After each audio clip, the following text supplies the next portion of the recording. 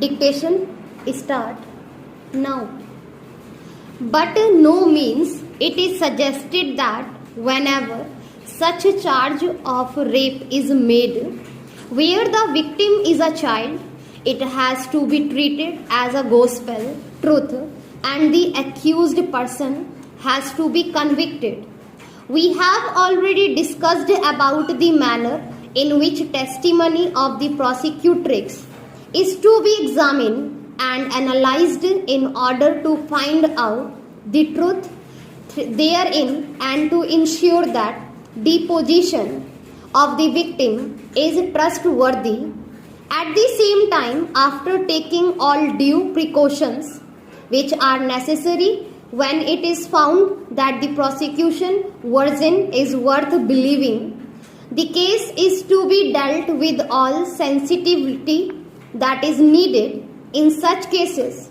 In such a situation, one has to take stock of the relates of life as well. Various studies show that in more than 80% cases of such abuses, perpetrators have acquaintance with the victims who are not strangers.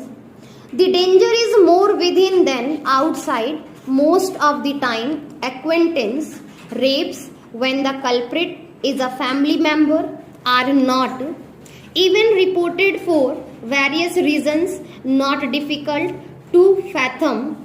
The strongest amongst these is the fear of attracting social stigma, another deterring factor which many times prevent such victims or their families to lodge a complaint is that they find whole process of criminal justice system extremely intimidating, coupled with absence of victim protection mechanism. Therefore, time is ripe to bring about significant reforms in the criminal justice system as well. Equally, there is also a dire need to have a survivor-centric approach towards victims of sexual violence, particularly the children, keeping in view the traumatic long-lasting effects on such victims.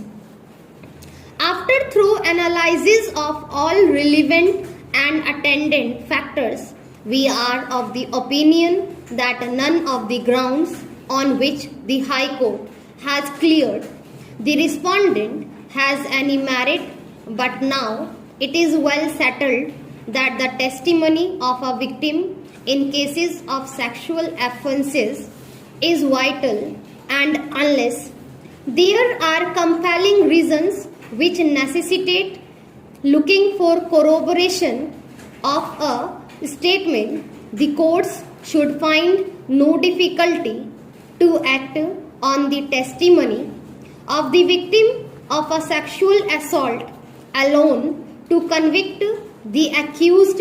No doubt, her testimony has to inspire confidence. Seeking corroboration to a statement before relying upon the same as a rule in such cases would literally amount to adding insult to injury. The deposition of the prosecutrix has thus to be taken as a whole. Needless to reiterate that the victim of rape is not an accomplice and her evidence can be acted upon without corroboration. She stands at a higher pedestal than an injured witness does if the court finds it difficult to accept her version. It may seek corroboration from some evidence which lends assurance to her version. To insist on corroboration, except in the rarest of rare cases, is to equate one who is a victim of the just of another with an accomplice to a crime and thereby insult womanhood.